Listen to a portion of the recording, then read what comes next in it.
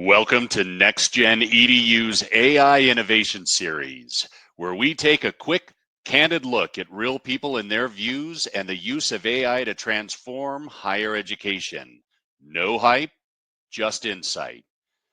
Lawrence Rue brings over 30 years of experience at the intersection of technology and education.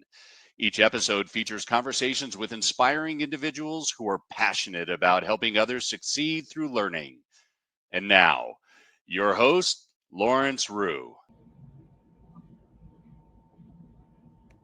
Thanks, Chris, and welcome to NextGen EDU, where we explore how innovation, leadership, and artificial intelligence are shaping the future of higher education.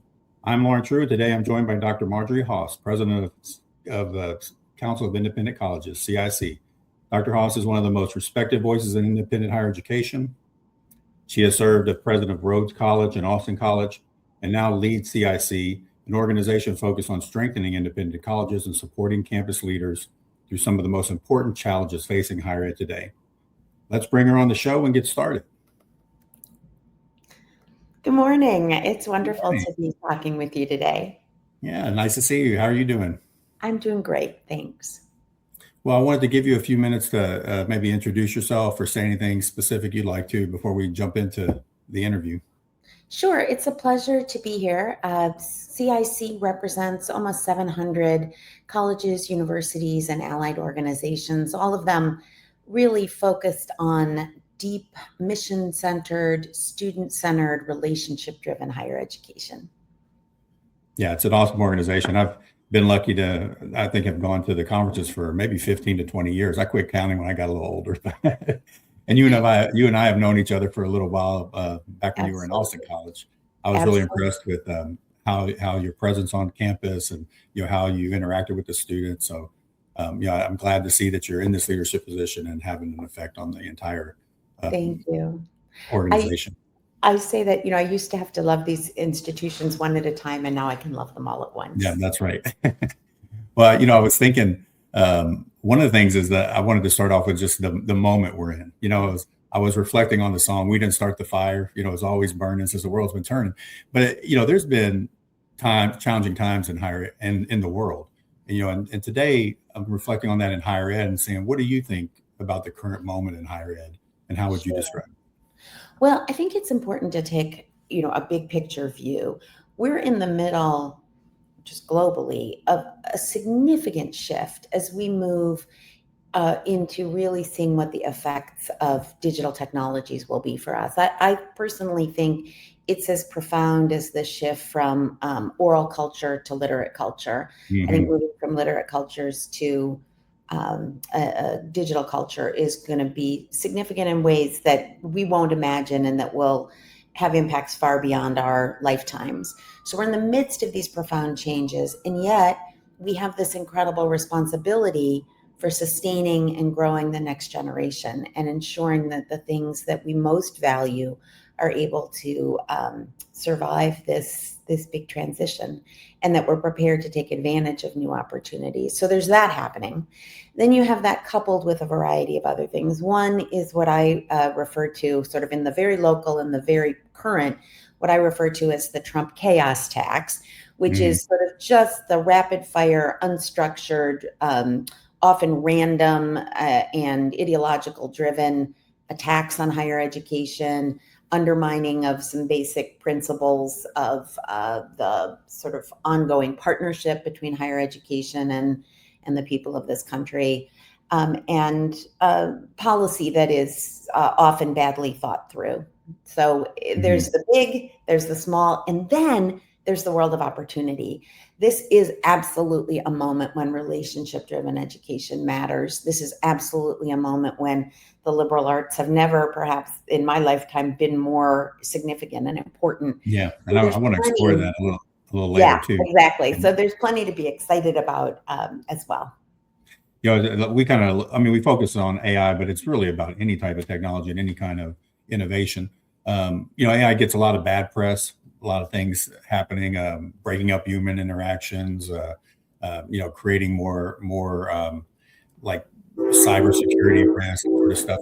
But what are you seeing as the biggest opportunity for higher ed and for people in general? Well, There is some great opportunity, and our members have really taken advantage of it. We started a AI network that we'll be moving into our third year of that. We've had more than 250 of our members take advantage of it. We've provided thousands and thousands of hours of training. We're seeing our members get very excited about some of the possibilities in the sort of behind the scenes. Many of our members are relatively small colleges, sometimes with somewhere between 1,000 to 3,000 undergraduates is sort of our typical member. And they are finding that they can use these new technologies to reduce costs, to save on sort of behind the scenes, back end, not student facing work. And then they can redeploy that work into relationship building. So, I think folks would much rather have the folks in their registrar's office really working with students to help plan schedules, to resolve problems, than they would sort of doing by hand scheduling. So we're really encouraging our members to think about ways they can take advantage of new technologies, including of course AI, to make the student facing work more significant. Gotcha. Is there any one project you would highlight that kind of surprised you, or really you go, wow, that's cool? I think they're doing, a lot of things. One of the things that is most exciting is that you can use AI to personalize outcomes and processes. And that's really helpful for our small campuses. We often don't have the resources to invest in big box systems or try to make something that was designed for a campus of 30,000 fit the culture and the needs of our students. And so knowing that we can train people to create bots of their own, or train our campuses to really develop their own tools, that's been an exciting adventure as well. I've been impressed with what y'all done and getting ahead of it, offering the training so people don't have to follow it on their own. A few people I've interviewed at the conference, we did a few rapid ones, like they were telling me about it, and I was like, oh, I didn't even know this is really, really forward thinking and innovative. So I congratulate you on that. Well, if any of your listeners are at private colleges, independent colleges, or universities, I definitely encourage them to check out our AI network. Yeah, the one of the projects I heard of was they were actually using AI to do program evaluations. Yes. Instead of faculty, which I thought, wow, that's pretty cool. And they were happy with it because of the consistency, the speed, and it freed people up. So I thought, that's a really nice thing. I think the anxiety we all feel about AI is really because we imagine it, and we're hearing about ways that it will take away the things we value. Sometimes when I hear people say, for example, AI is going to be able to write your essays for you, to my ears, that sounds like AI is going to be able to hug your children for you and make love to your spouse. But no, actually, those are things I'd like to do myself. Writing is creative, writing is thinking. I don't want a machine to do those things for me. Yeah. But if you took the things that are the most irritating parts of my day, the things that interrupt my flow, and you said I can make those smoother, now I'm interested. And I think our job, our responsibility as educators is to help students understand that difference. That thinking, writing, engaging in conversation, changing your mind, learning how to process information, listening to music, making music, those are all essentially human features. We don't want machines that will do those things for us. We may want them to help pave the way so we have more time and energy and delight in doing those things. Yeah, and that's what I wanted to circle back to is I guess we refer to it as the human-centered model sometimes, or the whole person education. Just love to, you just expounded on a little bit, but I'd love to hear any deeper thoughts you have on that. What you think is most important in that area. I think a lot about the rise of literacy. I'm a philosopher by training, and Socrates is famous for having railed against alphabetic writing on the grounds that it would really limit human thought, human connection. It would take away the close relationship between a professor, a teacher, and the student. It would encourage students to think they knew things they didn't know. It would devalue knowledge and wisdom. Many of the things we say about AI. One of the real differences, I think, is that AI, as we have constructed it, is in private hands. Most of these technologies are owned privately. They're owned by people who have a significant profit motive and who have values that don't reflect, I think, the ordinary person's. And that's part of what I think we're resisting, and what often students are resisting when they are resisting AI. It's very easy to teach someone to read. I don't need any money to teach you to read. I need, even some dirt and a stick. I can teach somebody to read by scratching out letters. But to teach someone to use AI, I have to almost by definition get involved with companies that feel broad-scaled and very distant from my values. We need to find ways to put the power of the future of AI in the hands of the people, and not just in the hands of a few tech billionaires and their acolytes. Gotcha. Some of the presidents out there that are listening, they might have been holding back a little bit, for fear of AI. If they're in that situation, what would be your advice to them? Yeah, Right now? I don't think you can simply say, I'm going to have nothing to do with these technologies. They're moving too fast. They're taking over too much of our world. They have their hooks in their hands in our students and in ourselves as well. You go to use, I pull up my word processor to write my own essay, and the first thing I see is, here, we have an AI agent that can help you with it. So it's already in the house. And we have to figure out how we're going to navigate it. And so I don't think it's a matter of yes or no. It's a matter of how. And students will need to take the hows that we provide them, not only throughout their education, but into the world of work that they will enter. We have a responsibility to make sure that they are really well equipped to wrestle with the ethical issues, the practical issues, the political and economic issues that I just raised. It's part of what we have to do. What do you think institutions should be teaching about AI and innovation across all majors? Like, what's becoming like core now to? Yeah, no, it's a very good question. I think of go back to the phrase liberal arts, right? The liberal arts. Yeah. The focus of that is not so much on any particular technique, subject, or discipline. It's on liberation. It's on freedom. We need to teach students in ways that they have the freedom to make choices, and good choices, about how they use technology. And that's where I think all majors, all disciplines have to, play a role. There's absolutely ways that we can make technology do some of the tasks of, say, science, or of bibliography creation in the humanities, or of other forms of research quicker, faster, better. But we absolutely cannot yield responsibility for judgment to machines. Judgment has to remain in those of us who have consciousness, who have bodies, who are able to experience love and care and fear. And so that's where that dividing line has to be. And I think there's a lot of nuance that has to go into helping our students wrestle with that. Yes. I was wondering, like, what are presidents asking for right now? What are they, trying to get in front of, and maybe have you, gather them around a topic? Or sure. There certainly is the need to learn about these technologies ourselves. Right? Anybody who is over the age of 4 or 5 is not a native to these technologies. And so all of us have to at least dip our toe in enough to understand the state of what is possible. And I really encourage presidents to experiment with that. In our CIC office, we have given everybody access to Boodlebox. We have a partnership with them available to our members as well, that allows you to have sort of a private sandbox to play in. And we're encouraging our staff to approach it in the spirit of play.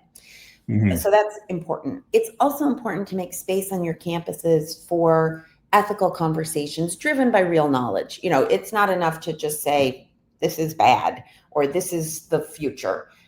We tend to say that about every technology, and the answer, of course, is it's neither. It's what we make of it. So really wrestling and encouraging faculty, students, staff to have open-ended conversations in which they're both learning how and thinking about why and what and when and where. So crafting institutional policies that support learning. And then I think the third thing is to be very thoughtful, as I said, about the political and economic substructure. So what's happening now is a lot of companies are showing up on campuses saying, we'll give you this for free, or we'll kind of take on or take over your role. Well, that's appealing. Nobody likes to spend money on technology that they don't have to.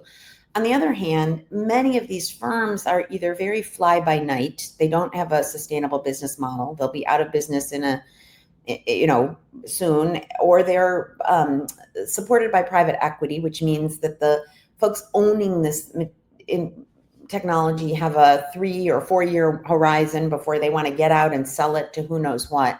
So you have to be very cautious as a consumer. One of the things CIC has tried to do is to really do some deep dives into various providers so that we can give some good advice to our members about who is really seems to have shared values and the interests of your students at heart. Some of the technology companies are saying, we'll do whatever we can to get market share, because once we have market share, then we can do whatever we want. We can charge whatever we want. We can create whatever rules we want. And I am encouraging folks to be very thoughtful. Free is not necessarily as free as it might seem, because you develop a dependency. The drug dealer gives you the drugs for free at first too, and now you're dependent. So trying to maintain some campus independence, even as you explore these tools, feels very important to me. So, I also want to mention, we were talking about institutions coming up with a framework and an ethical framework for the institution. I know there's been a lot of work by some of your member institutions, and there's the AIRN network that was created.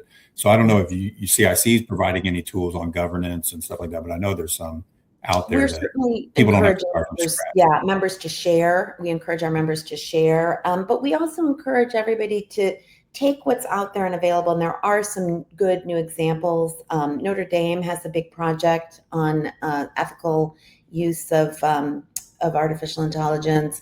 Other groups and organizations are developing them. It's very important, I think, to make it your campus. It has to fit the culture of your campus as well, just as an honor code would or a discipline system would. So part of what is important is not just being handed the ethical code, but having the opportunity to really think about it. And as we know, it's very hard to police some of the ways you're using these tools. So they have to be codes that people internalize and are using and adopting because it matters to them. I guess I know we're running close on time. Maybe my last question is, what gives you the biggest hope, for higher education and for the students of tomorrow? Yeah, well, I just think the human spirit is pretty strong and hard to vanquish. And humans have already, learned in many eras and in many places about the ways that technology can create societies in which we don't want to live. And we sometimes have to resist them, right? The factory work and the technologies that drove that meant that if you wanted, you could have people working 7 days a week, and you could have them working 9, 10, 12 hours a day, and you could have children in factories. And it required social action to say that's not the society in which we want to live. We need to find ways that we can help students have the tools and the inner strength and the knowledge, not only to adapt where adapting is useful, not only to experiment where experimenting can be fun and artistic and creative, but also to resist in useful social ways to preserve the kinds of things that as human beings we most value. I agree too. And, I had a friend of mine, he says, is AI going to make us dumb? And I said, well, I don't feel dumb when I use AI. I feel more creative.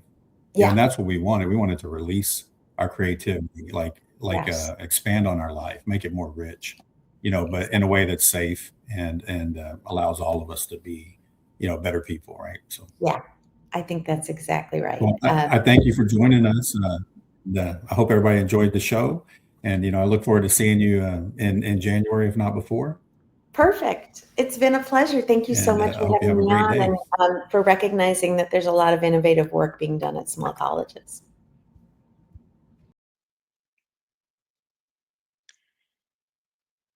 Thanks for joining us on AI Innovation, where we explore how AI is reshaping higher education with insight, integrity, and imagination. Be sure to follow us on LinkedIn or YouTube for updates and future episodes. Until next time, keep learning, keep leading, and keep asking the big questions.